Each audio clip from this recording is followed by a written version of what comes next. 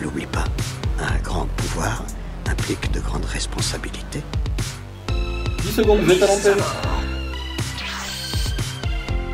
I'm Batman. Up in the sky, it's a bird. It's a plane! It's Superman.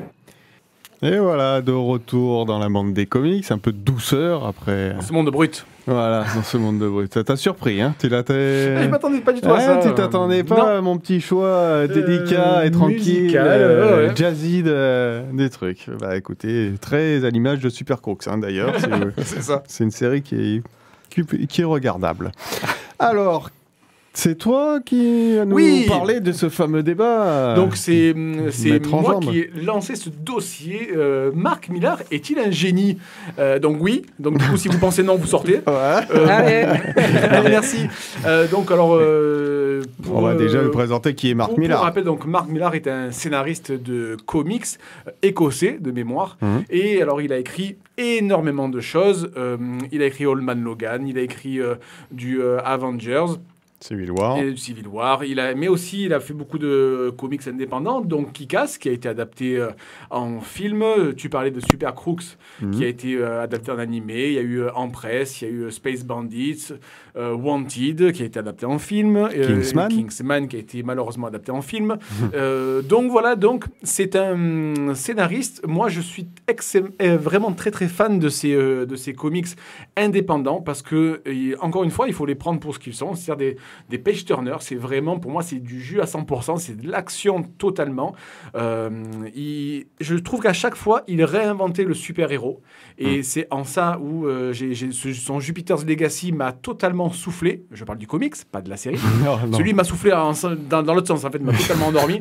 Mais du coup, son Jupiter's Legacy, j'ai trouvé vraiment très très bon, parce que voilà, en fait, j'ai l'impression qu'il arrive à trouver une originalité chez le super-héros que aucun scénariste n'avait fait avant lui. Donc voilà, comme je l'ai dit, il y a plusieurs films qui ont été adaptés de ses œuvres. Kick-Ass en fait partie. Peut-être que Logan sort un petit peu de son Old Man Logan. Wanted est un excellent comics, un véritable navet au cinéma. Kingsman, c'est pareil, c'est un comics qui va à 100 à l'heure dans tous les sens, et quand je vois ce qui a été fait, je me dis c'est pas possible, on n'a pas dû lire la même chose. Donc voilà. Pardon, vas-y, finis. Voilà, donc d'après vos références, comme on a dit, donc il a fait de l'indépendant et du comics Marvel notamment. J'aimerais savoir ce que vous en pensez. Qu'est-ce que vous avez lu ou regardé adapté de Marc Millar? Alors, moi, je vais commencer. Vas-y. Pour une fois. Marc Millar, comment dire, il est au top de voilà. mon top, quoi. Donc tu peux rester. Il est au top de mon top 3. C'est un scénariste extrêmement de grand talent. Tu as oublié de préciser que c'était le seul à avoir créé sa propre maison d'édition. Exactement.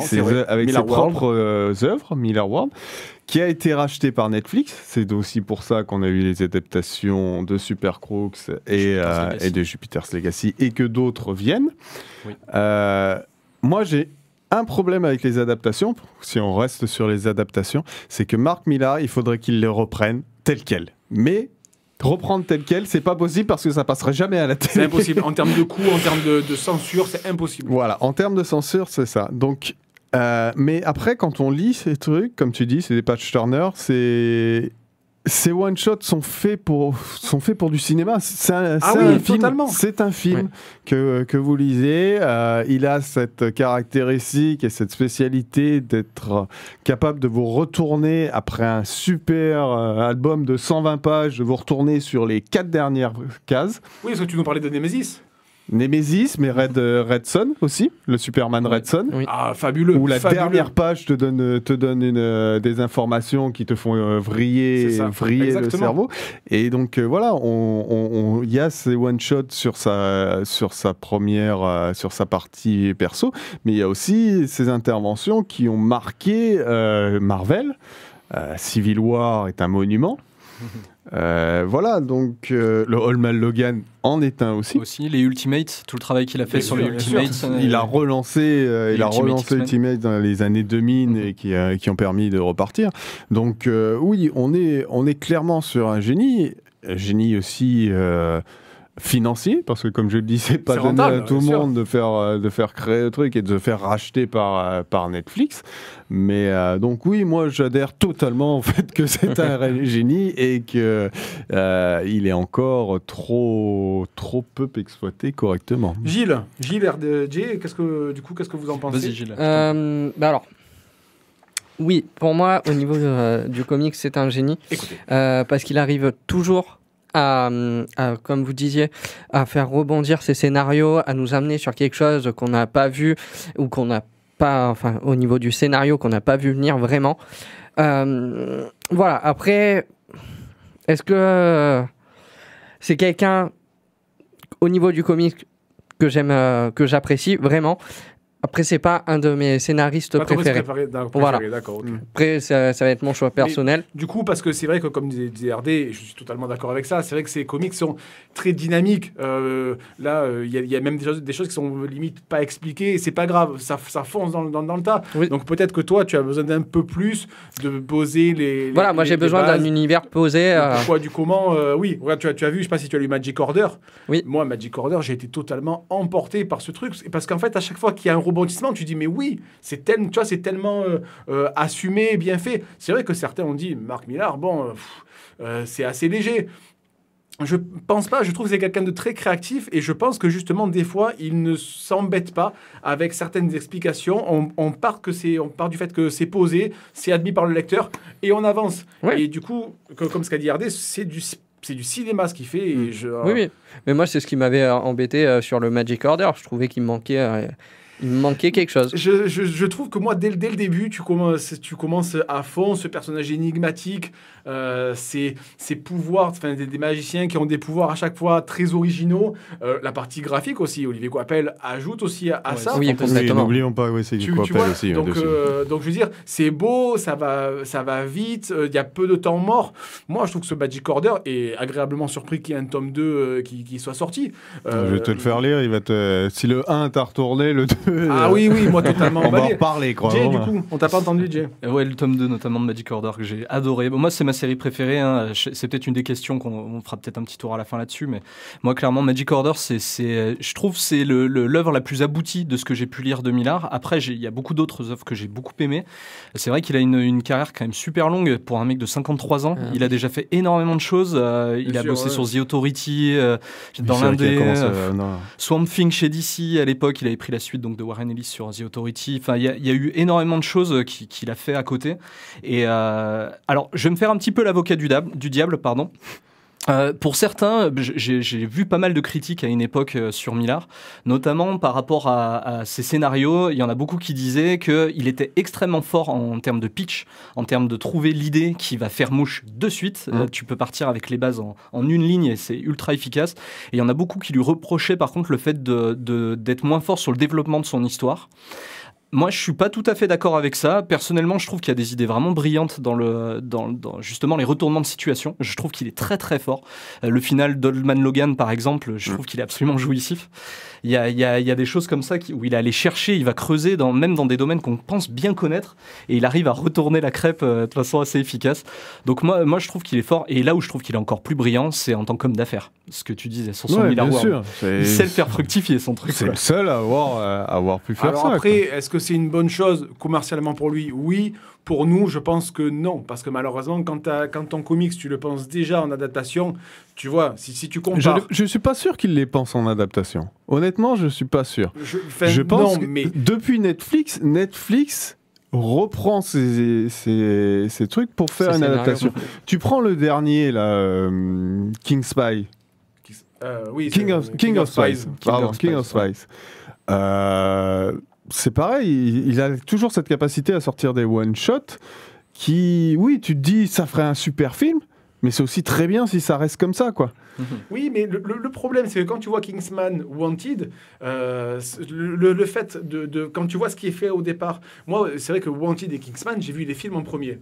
Et je me suis dit, par curiosité, je vais quand même voir ce que ça vaut en comics. Mais j'étais essoufflé. Je me suis dit, mais comment tu peux faire un film comme ça? C'est impossible. Alors malheureusement, oui, comme tu dis, Qui casse pareil. tu peux pas faire un film à 100%, sinon c'est interdit au moins de 50 ans en fait. C'est pas possible, tu vois. Et puis il y a un ton irrévérencieux, il y a des choses osées que ça se trouve personne ne fait. Et là, ça passe. Tu vois, donc Netflix, quand je vois le désastre, encore peut-être que Super Crooks s'en tire bien, mais quand tu vois le désastre de Jupiter's Legacy, c'était la chose à ne pas faire. C'est quoi. sûr, Vraiment c'est sûr. à ne pas Quand faire. tu vois le matériel de base qu'il y avait, c'est compliqué.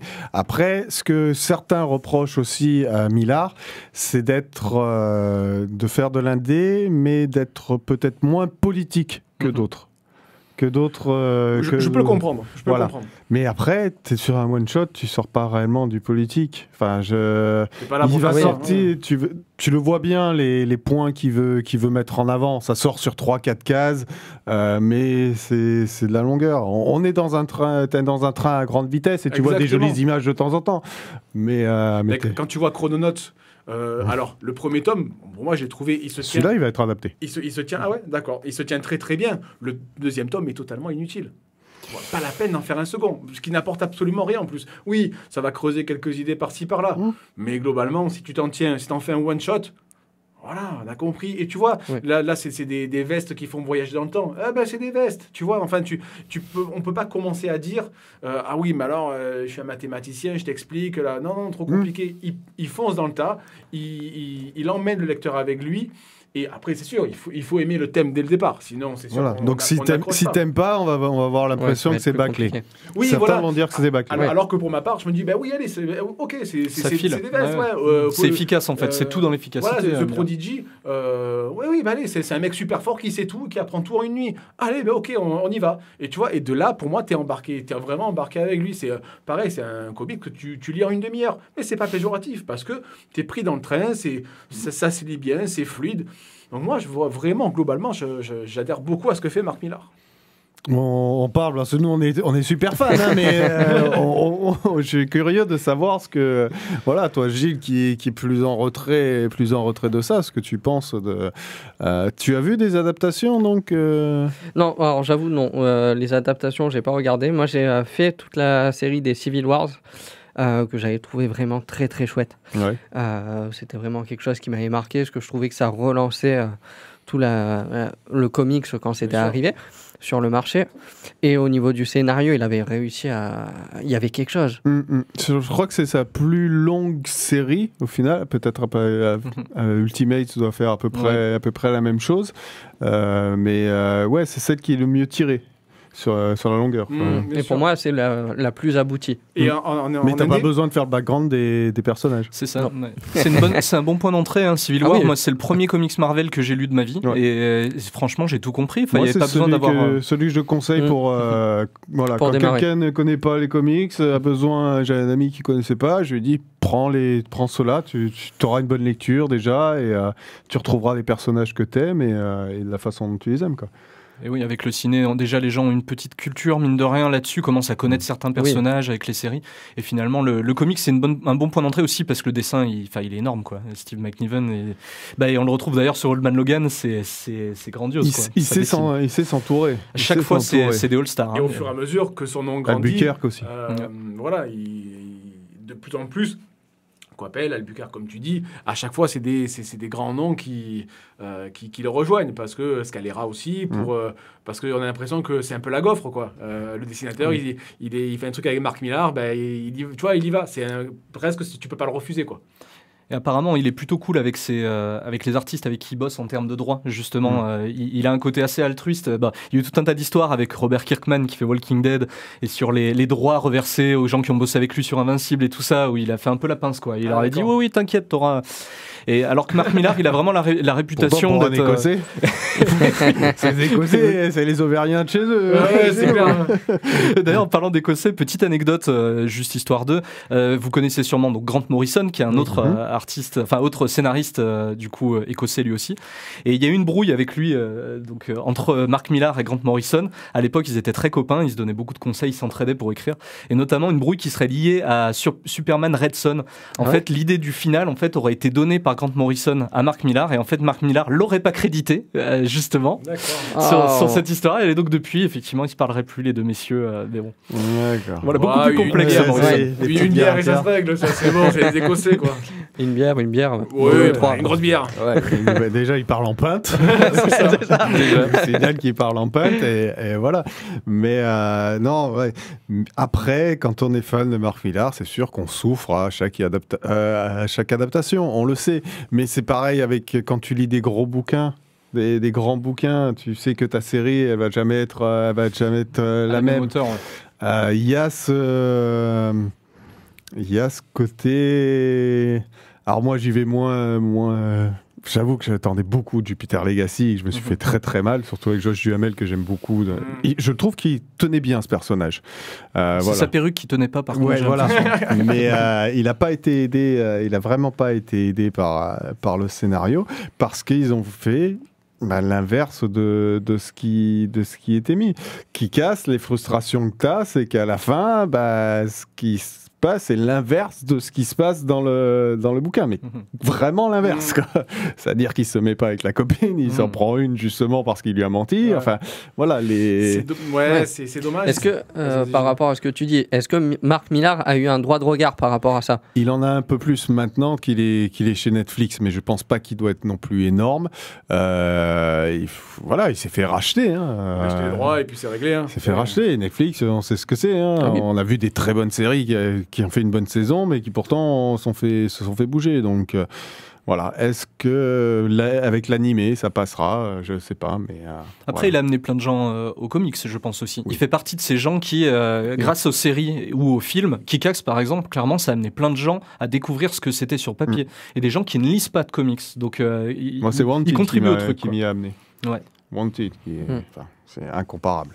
Donc voilà, je pense que globalement, on peut dire, quand vous voyez du Millar, allez, à 80%, vous pouvez y aller et vous passerez un bon moment et ça fait aussi des bons cadeaux, mais pour adultes. Ah, c'est sûr.